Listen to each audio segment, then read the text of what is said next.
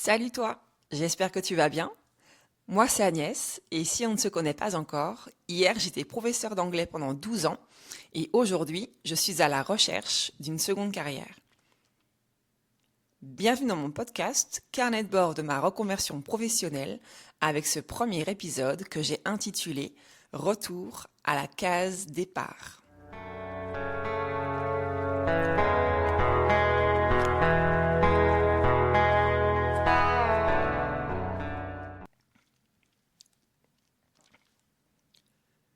T'as déjà eu l'impression de recommencer à zéro? Et si c'était comme faire une partie de Monopoly? Les gens qui me connaissent bien le savent, j'ai toujours aimé jouer. Je ne compte plus les parties de jeux de société que j'ai pu faire étant enfant et que je fais encore aujourd'hui. En septembre, j'ai l'impression d'être sur ce fameux plateau et d'avancer uniquement quand j'ai envie de lancer les dés. J'avance donc entre deux énergies totalement opposées. Celle de profiter de mon temps libre et de me reposer, et celle de me chercher un emploi. Par acquis de conscience, j'appelle une boîte intérimaire le lundi de la rentrée, une conseillère me rappelle le lendemain, et le mercredi, je commence à la poste de Pornic en tant que factrice. Waouh! Il m'aura fallu seulement 48 heures pour tomber sur la case chance. Tu le crois ça? Sur le papier, factrice, ça me plaît car j'ai toujours été fascinée par ce principe d'envoyer ou de recevoir du courrier qui peut venir de l'autre bout du monde. J'avais hâte d'en voir les coulisses. Le centre de tri est composé de fourmis qui s'attellent à la tâche pendant 2 heures non-stop. Et à 9h30 tapante, il est temps d'embarquer tout ce courrier et de partir en tournée. En vélo, en scooter à 3 roues ou en voiture. Je me rends vite compte que le travail doit être terminé en l'espace de 5 heures sans pause déjeuner. Et quand tu as été prof pendant 12 ans, ne pas avoir de pause déjeuner bien formelle, c'est très compliqué. Ce compte à rebours ne me plaît pas. Distribuer le courrier en restant dans la voiture à frôler les boîtes aux lettres non plus. Et rouler vite sans ceinture en pleine campagne, encore moins. Franchement, qui a déjà aimé la case prison ? Je fais donc ma période d'essai de 2 jours et je ne donne pas suite à mon contrat qui devait durer encore 9 jours. Et là, entre toi et moi, je sais que j'ai fait le bon choix. Le bruit des dés se fait de nouveau entendre. Je tire alors une carte question. Et maintenant, je me repose ou je recherche du travail ? Mon corps a choisi pour moi. Il était déjà en mode décompression plus en juillet-août. Et là, je te promets, il était clairement en train de finir sa course. Si tu es d'ailleurs un coureur aguerri, tu sais très bien que ce sont toujours les derniers kilomètres les plus difficiles. Là, j'étais vraiment en plein dedans. Niveau finance, je tire une carte caisse de communauté, puis 2, puis 3, avec en bonus une jolie carte taxe. Et là, tu te rappelles ce fameux moment où tu déposes des liasses de billets au milieu du plateau ? Dans ma tête, je me dis, ça va, tranquille, j'ai encore quelques investissements place de la bourse.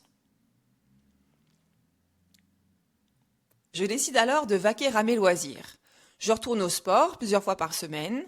La saison de hand reprend, je vais boire quelques verres avec mes amis, sans oublier mon rituel du mois au spa à Caliceo.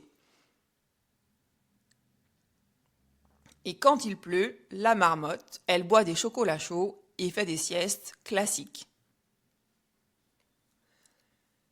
Cette coupure, elle va me permettre aussi de réaliser que le métier d'enseignante et tout ce qui va avec ne me manque absolument pas et j'en suis soulagée. Pour que tu vois bien ce que je ressens à ce moment-là, je ne sais pas si tu te rappelles, c'est un peu comme quand on est sorti du confinement. J'ai vraiment l'impression de découvrir ce que c'est que le monde réel, de comprendre ce que signifie avoir du vrai temps libre de qualité et de rentrer chez moi du travail en ayant le plaisir de faire ce que bon me semble. Mes DVD de Naruto n'attendent que moi depuis Noël dernier, et là je suis trop contente, je vais pouvoir les regarder. Mon projet de publier mon livre peut redémarrer, et ma recherche de travail mise de côté.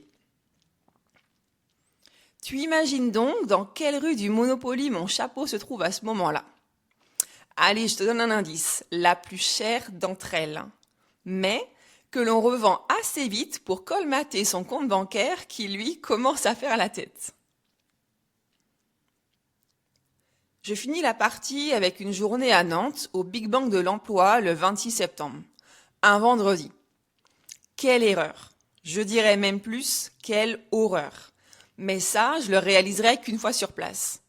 En effet, 3800 collégiens et lycéens s'y trouvent également. Ma cousine y est bénévole et c'est elle en fait qui me donnera ce nombre ultérieurement. Je suis littéralement encerclée de jeunes. Je ne peux pas faire un pas sans en croiser un. C'est insupportable. Moi qui ai travaillé avec ce genre de public pendant des années, là je te jure, c'était trop. Je suis donc restée que 30 minutes. Bon, pour finir quand même cet épisode sur une note positive, je dirais qu'il y a quand même une anecdote que je garderai de mon arrivée à ce forum. Une dame, sortie de nulle part à côté de moi à l'entrée, tu sais, un peu comme un double 6 que tu fais quand tu lances les dés sur le plateau. Elle marche à côté de moi, elle a la cinquantaine passée. Et très vite, elle se présente comme ancienne grand reporter pour France 2, et elle me dit qu'elle est venue ici pour rechercher un emploi, histoire d'occuper ses journées et de rester au contact des gens. Elle me raconte aussi que son fils de 20 ans galérait en France l'an dernier. Bon, alors je vais pas rentrer dans les détails de ces galères qu'elle m'a gentiment racontées. Je m'attarderai plutôt sur la réussite de ce jeune homme qui a été sauvé par ses amis. Ils ont réussi à le convaincre de partir en Australie avec eux et aujourd'hui, il y vit toujours. Il a très bien réussi sa vie et n'envisage pas du tout de revenir en France de sitôt. Et tu vois, pour moi, c'est ça la vie en fait. Si je devais la résumer, ce serait d'abord des rencontres. Des gens qui m'ont tendu la main, comme dirait un certain Édouard. Alors garde bien en tête que tu as le monopole de ton destin, même si parfois, clairement, tu peux avoir le sentiment qu'il te ramène à la case départ. De mon côté, cette rentrée m'a rappelé que la vie est un jeu sérieux où il est important de ne pas se prendre au sérieux. Le plus important est d'en écrire tes propres règles de jeu, peu importe ce que les autres vont penser de ta partie. Octobre m'a réservé bien des surprises, mais ça, je t'en parlerai au prochain épisode. En attendant, si tu as aimé celui-ci, je t'invite à liker, partager, commenter, t'abonner, bref, à laisser parler ton cœur, c'est l'essentiel pour moi. À très vite!